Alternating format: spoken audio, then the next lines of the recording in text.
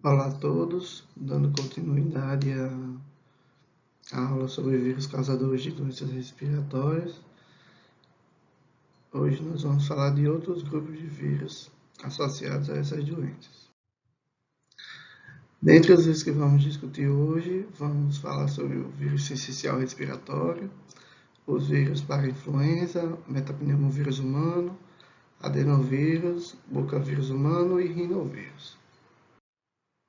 Então vamos iniciar pelo vírus sincicial respiratório, que é de extrema relevância nos dias atuais. Então esse vírus pertence à família Paramyxoviridae, sendo um vírus de RNA com genoma linear de polaridade negativa. O que é que isso significa?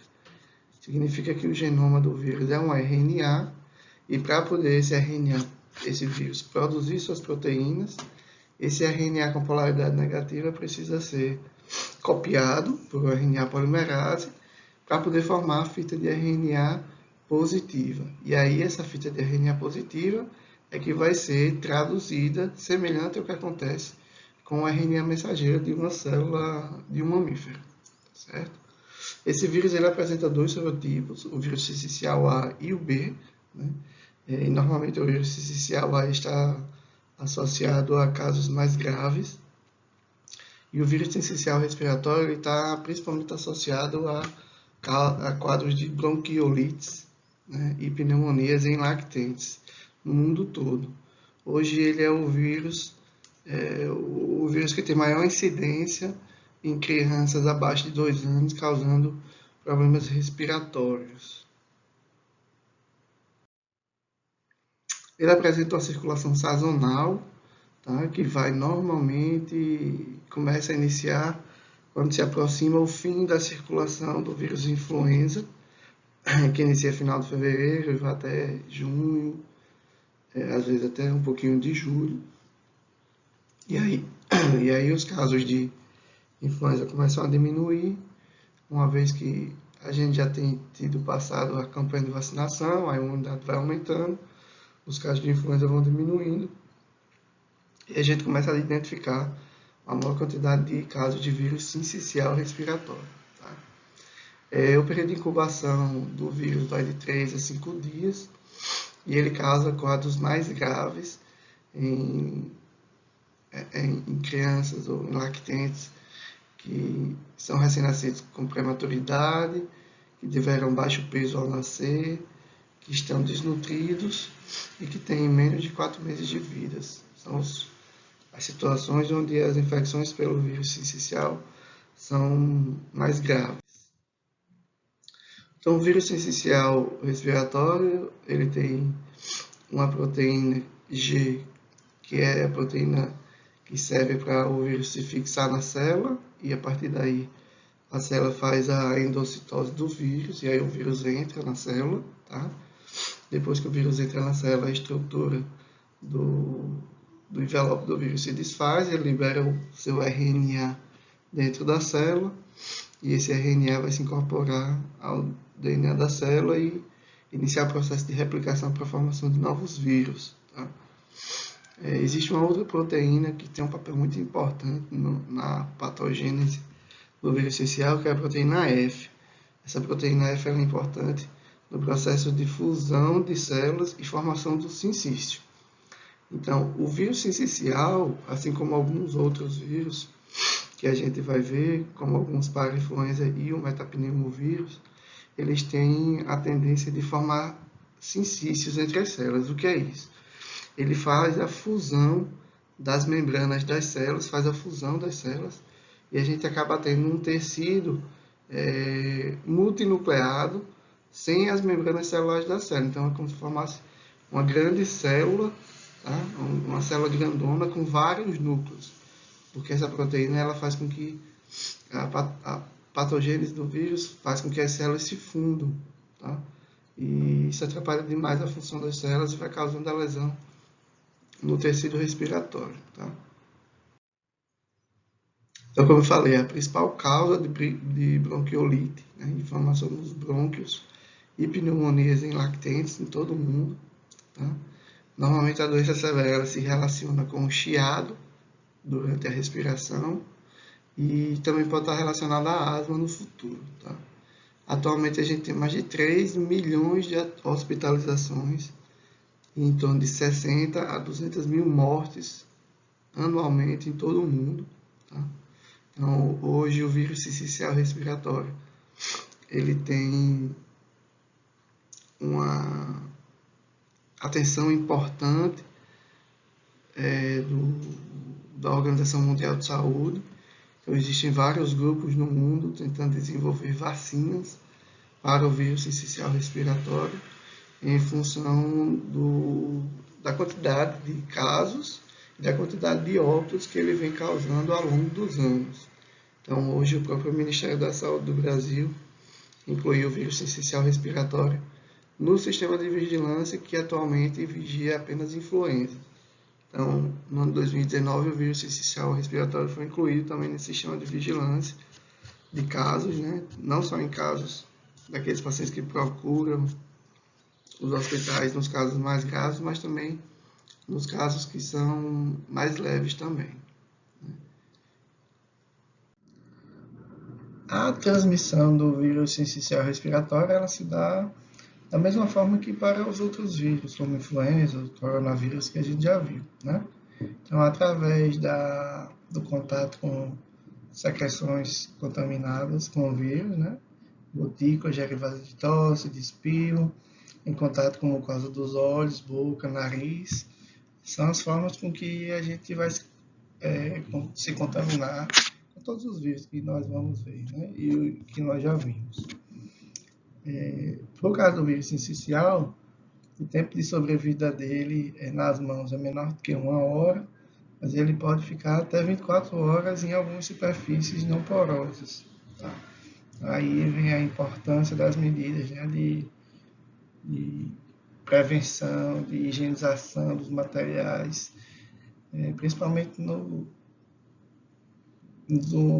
nas unidades de saúde, né, que tem uma rotatividade grande de pessoas doentes e entre essas doenças podem estar presentes vírus respiratórios que poderiam se alastrar. Né?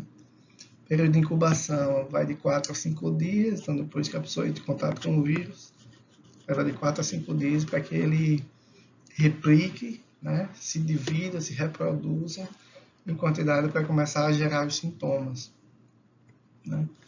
E ele normalmente se replica na nasofaringe, inicialmente, e o período de excreção viral pode variar de 3 a 8 dias, mas pode chegar até 4 semanas em recém-nascidos prematuros, em função das respostas imunes, da resposta imune que é mais lenta.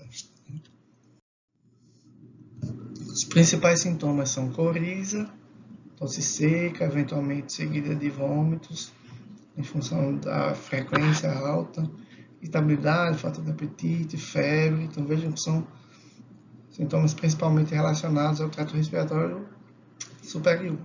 Né?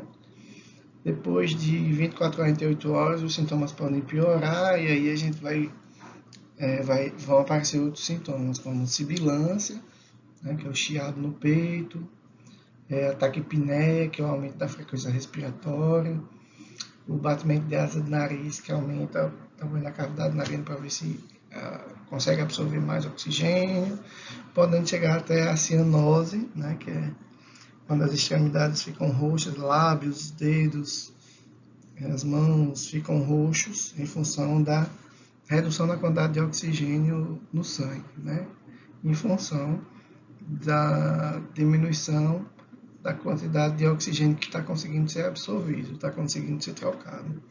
Em casos mais graves, até pode causar uma parada respiratória.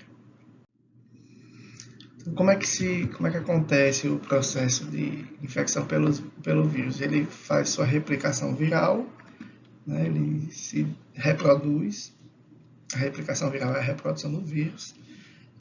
Aquela proteína de membrana AF, ela vai levar a fusão de células, também pode levar de forma mais adiantada a necrose celular, dano epitelial. Isso vai gerar um edema na mucosa em função da liberação de mediadores inflamatórios.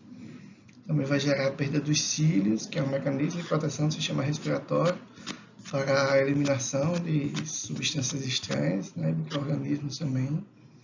Um excesso de muco com exudato. E tudo isso, né, vai levar a alteração na quantidade de ar que a gente inspira, né? E também a quantidade de sangue que circula no pulmão em função desse exudato, levando à redução da quantidade de oxigênio, retenção, ou seja, a gente vai ter dificuldade de eliminar o CO2, né? Isso pode gerar um quadro de acidose respiratória, que é um quadro bastante grave. Então, o segundo grupo de vírus que nós vamos falar são os para-influenza, tá? Eles também são da família Paramyxoviridae, são bastante semelhantes em estrutura, genomicamente com o vírus sincicial, tá? São vírus de RNA também, com o seu genoma linear de polaridade negativa, então da mesma forma que o sincicial, esse RNA precisa ser copiado, e aí a gente vai ter a fita positiva para ser traduzido em proteína, tá? O para-influenza ele apresenta 4 sorotipos, para-influenza 1, 2, 3 e 4, e é a segunda principal causa de bronquiolite e pneumonias em crianças, tá? Causada pelo para-influenza. Ele apresenta também uma circulação sazonal, ele circula por um tempo maior até do que o sincicial, e ele circula juntamente com outros vírus, como o rinovírus e adenovírus. Eles conseguem coexistir, né, juntos. Então, isso significa que entre os para-influenza, rinovírus e adenovírus, não tem uma capacidade diferenciada para se sobrepor ao outro.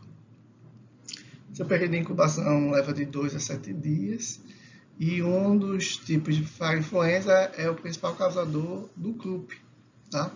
O croup é uma doença do trato respiratório, trato respiratório superior, caracterizado por tosse estridente, ou seja, tosse rouca, aquela famosa tosse de cachorro, né, que nossas mães e nossas vós sempre falam, e também presença de estridor inspiratório, que é o que a gente chama de chiado durante a inspiração do paciente, tá? Como eu falei, são vírus de genoma de RNA linear, centrífugo negativo. Na sua estrutura, existe uma proteína muito importante que faz com que ela se ligue às células às quais o vírus vai penetrar, tá? Essa proteína HN, ou também chamada de spike, ela é uma fusão de neuraminidase com hemaglutinina que a gente vê no influenza. Então, a gente viu lá na aula passada, os vírus influenza, eles têm proteínas na membrana, que são a neuraminidase e uma outra proteína que é a hemaglutinina. O para-influenza, ele tem uma proteína que é resultado da fusão dessas duas proteínas que o influenza tem. E é através dessa proteína fundida, né, neuraminidase e hemaglutinina, que o vírus se liga na célula e penetra na célula, tá? Ele também tem a proteína F, que serve para que o vírus consiga fazer a fusão de células. Então, ele consegue, semelhante ao vírus sincicial, também formar estruturas celulares multinucleares, porque ele acaba destruindo a parede das células, e as células acabam se fundindo, se juntando. Então, são 4 tipos, como eu falei. O para-influenza 1 é o principal causador do croup. Em segundo lugar, vem o para-influenza 2. O para-influenza 3 está mais associado a bronquiolite e pneumonia, que são infecções mais de trato respiratório inferior, né, mais aprofundado. E o para-influenza 4, que tem ainda 2 subtipos. O para-influenza 4A e B também está associado a infecções respiratórias do trato inferior. A transmissão, como para todos os vírus, é através da inalação de gotículas e aerosóis com partículas virais, contato com secreções contaminadas. Os principais sintomas são febre, congestão nasal, tosse seca. No caso do grupo, o chiado é muito importante, né? A tosse seca com o estridor, né? Aquela tosse seca rouca, né? E respiração ofegante. Então, os principais quadros que eles causam são o croup, bronquiolite, traqueite, pneumonia. O parainfluenza 3 também está muito associado com otite média, tá? E o que a gente observa para o parainfluenza é que os pacientes imunocomprometidos, que têm alguma deficiência do sistema imune, que são pacientes transplantados, que acabam tomando medicamentos imunossupressores para evitar a rejeição dos órgãos, eles acabam tendo uma mortalidade maior pelo parainfluenza. Tá? Terceiro vírus, metapneumovírus, terceiro grupo é o metapneumovírus. É um outro vírus da família Paramyxoviridae, tá? Da subfamília pneumovírus, que também está incluído o vírus sincicial e os parainfluenza. Também é um vírus de RNA, com genoma linear de polaridade negativa. Tá? Então, os quadros são muito idênticos, são muito parecidos com o que são causados pelo vírus sincicial respiratório. Ele foi descrito pela primeira vez no ano 2001, dentre casos suspeitos para vírus sincicial respiratório. E aí, com o advento dos sequenciamentos, foi identificado, não conseguiu identificar o vírus e, através do sequenciamento, conseguiu identificar que havia uma diferença naquele vírus e aí acabou se caracterizando esse metapneumovírus, tá? Diferenciando ele do sincicial. Também apresenta a circulação sazonal. Então, os vírus, num geral, eles apresentam, a sua grande maioria, uma circulação sazonal, aqueles que são endêmicos, né? Aqueles que já estão presentes o tempo todo naquela determinada localidade. Tá? E assim, metapneumovírus, parainfluenza, e eles têm essa característica. Tá? E também circula concomitante com rinovírus e adenovírus. Tá? Então, como eu falei, é um vírus de genoma de RNA linear, sentido negativo. Ele utiliza as proteínas F e G para ligação às células de hospedeiro, para poder penetrar e liberar seu RNA dentro da célula para se replicar, para produzir outros vírus dele mesmo. A transmissão também é através de gotículas, aerosóis. Os principais sintomas são muito parecidos, né? Porque também causa bronquiolite, causa faringite. Então, a gente tem a rinorreia, que é a coriza, febre, congestão nasal, tosse seca, chiado, diarreia, e pode também causar quadros de conjuntivite, então uma diferença que o metapneumovírus também pode apresentar. Tá? Também está associado ao croup, bronquiolite, traqueite, também pode aparecer exacerbando quadros de asma e também causando otite média. Tá? Adenovírus. Então, esse é um vírus um pouquinho diferente dos outros três que nós vimos. Tá? Ele é da família Adenoviridae, tá? E ele é bem diferente. Ele é um vírus que apresenta genoma de DNA dupla fita. Tá? Ele não apresenta envelope, como os outros vírus apresentavam, e eles são extremamente resistentes às condições ambientais. Eles foram inicialmente isolados em cultura de células de amígdalas, né, em 1953, e daí vem o nome da família do vírus. Né? Ele foi isolado das amígdalas, ou também chamadas de adenoides, tá? E eles são os maiores vírus não envelopados. Eles são grandes e têm o tamanho limite para que uma célula consiga endocitar. Tá? Então, ele é o tamanho limite para caber dentro do endossoma celular, que é a vesícula que é formada quando a célula endocita a substância que está ligada na sua membrana. Então, o vírus se liga na membrana, essa membrana ela se projeta para dentro da célula e forma uma vesícula, uma bolinha, onde o vírus fica aprisionado. Tá? Então, ele é bem grande e fica Então, é o limite desse endossoma. Existem 2 gêneros, né, de adenovírus, o Master adenovírus, que são os adenovírus que infectam mamíferos, e o Avia adenovírus, que infectam aves. E esse adenovírus ele apresenta mais de 52 tipos distintos imunologicamente. Então, são 52 tipos diferentes de adenovírus, que causam tanto doenças respiratórias, como também doenças gástricas, e também podem estar associados a conjuntivite e quadros de cistite, tá? Relacionados à infecção urinária. A estrutura viral dele é bem diferente, né? Ele tem um capsídeo viral, que a gente pode ver aqui na figura em amarelo, tá? É diferente da estrutura que a gente tinha dos outros vírus, tá? Que eram envelopados. Esse não é envelopado, ele apresenta um capsídeo de forma icosaédrica, que a gente pode ver aqui nessa figurinha azul aqui embaixo, bem bonito, né? Uma fotografia de microscópio eletrônico. E é formado esse capsídeo por 252 pecinhas, que a gente pode chamar. Tá?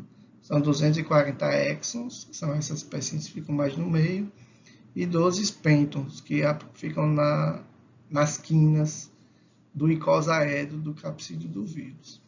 Esses pentons eles têm uma atividade semelhante a uma toxina. Tá? Então, eles ativam o nosso sistema imune para uma resposta contra ele. Tá?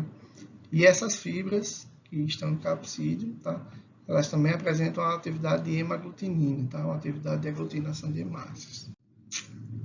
As proteínas E1A e E1B, elas podem atuar como oncogenes em animais. Olha aí o que o adenovírus consegue fazer. Os oncogenes são genes que estão associados com processos cancerígenos, né, em células. Então, ele descontrola o processo de divisão celular e aí a célula passa a proliferar de forma descontrolada, se reproduzindo, né? E essas proteínas têm essas atividades em animais, comprovadas laboratorialmente. Mas não se sabe se em humanos existe algum adenovírus que consiga fazer isso também. A proteína E3, que é uma proteína bastante importante do adenovírus, ela evita a destruição das células infectadas, bloqueando a apresentação dos antígenos pelo MHC de classe 1. Então, quando a célula fagocita um vírus, uma bactéria, aquela vesícula vai ser processada, né, vai ser digerida, e os pedaços do vírus ou da bactéria, eles vão ser apresentados. Eles vão lá para a membrana da célula, ligados a essa molécula chamada MHC, tá? Do complexo de histocompatibilidade do tipo 1, e esse pedacinho de bactéria, de vírus, fica exposto lá para que o sistema imune reconheça e desencadeie o início da resposta imune. Né? E essa proteína bloqueia isso, então é como se o vírus conseguisse se esconder dentro da célula. Tá? Além de bloquear também a ação do TNF-alfa, que é uma citocina pró-inflamatória, que vai ativar também a resposta imune. Então, a gente tem alguns sorotipos causando quadros mais específicos, como o sorotipo 3, 5 e 7, causando infecção do trato respiratório inferior, então mais relacionado a pneumonias, bronquiolites. Os sorotipos 8, 19 e 37 estão associados a queratoconjuntivite, né, um tipo de conjuntivite viral. Sorotipos 4 e 7 causando doença respiratória aguda. Os sorotipos 4 e 7 são os mais comuns causadores de quadros gripais, né, semelhantes à influenza. E os sorotipos 40 e 41 estão principalmente associados a quadros de gastroenterite. Tá? Então, muitas vezes, gastroenterite, essas conjuntivites, a gente não sabe que clinicamente são causadas pelo adenovírus, porque normalmente não se solicitam pesquisas específicas para encontrar o agente causal, né? Mas existem vários estudos mostrando essa associação. A transmissão é semelhante à dos outros, além de também poder acontecer a transmissão por água contaminada com resíduos de esgotos não tratados, uma vez que a gente tem alguns sorotipos que são causadores de gastroenterites. Então, ele causa principalmente faringite e amidalite, né? Também está associado ao resfriado comum e pode causar também conjuntivite, pneumonia, gastroenterites e cistites. Esse aqui é novo, né? Esse aqui é um vírus pouco conhecido, bem pouco conhecido, né? E que a gente vai falar um pouquinho sobre o bocavírus humano. Então, o bocavírus humano, ele pertence à família Parvoviridae, sendo um vírus de DNA fita simples, um pouco diferente do que a gente vinha observando.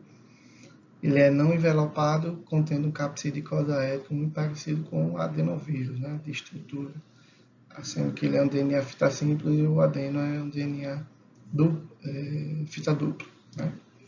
O bocavírus normalmente é encontrado associado a infecções do trato respiratório superior, bronquiolite, também algumas gastroenterites. Tá? Ele codifica duas proteínas não estruturais, NSU e NP1. Essas proteínas estão relacionadas ao processo de replicação do vírus e duas proteínas do capsídeo viral, a VP1 e a VP2. Tá? Como o semelhante ao que acontece com o metapneumovírus, que é um vírus que foi descoberto há pouco tempo, o bocavírus humano também, ele não tem tanto tempo assim de estudo e nem tantas informações. Parte de sua estrutura ainda não foi elucidada, né? Ainda não se conhece, porque no seu genoma existem algumas partes, né, na extremidade que o genoma apresenta hairpins, que são estruturas semelhantes a grampos, a clips, né? Então, são sequências de difícil sequenciamento. Então, a gente não conhece muito bem o que está presente ainda nessas regiões, o que é que elas codificam.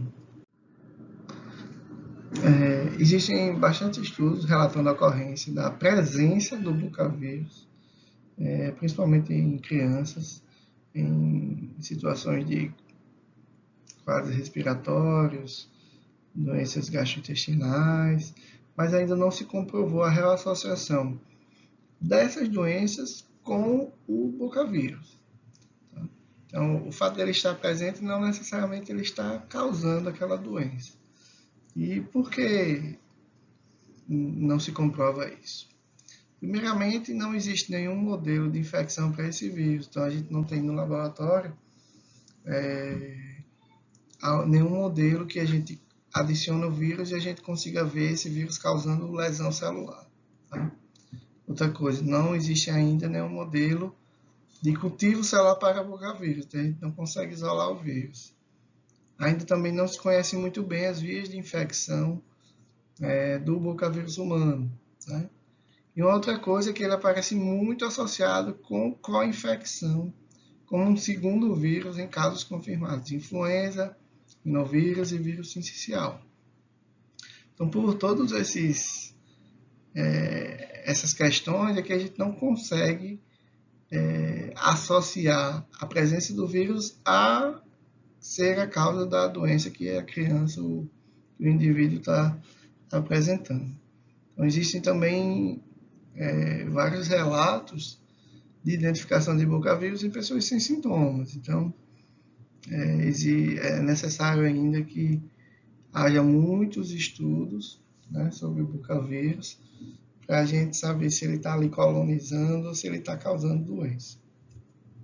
Então, é uma boa interrogação para muitos estudos futuros.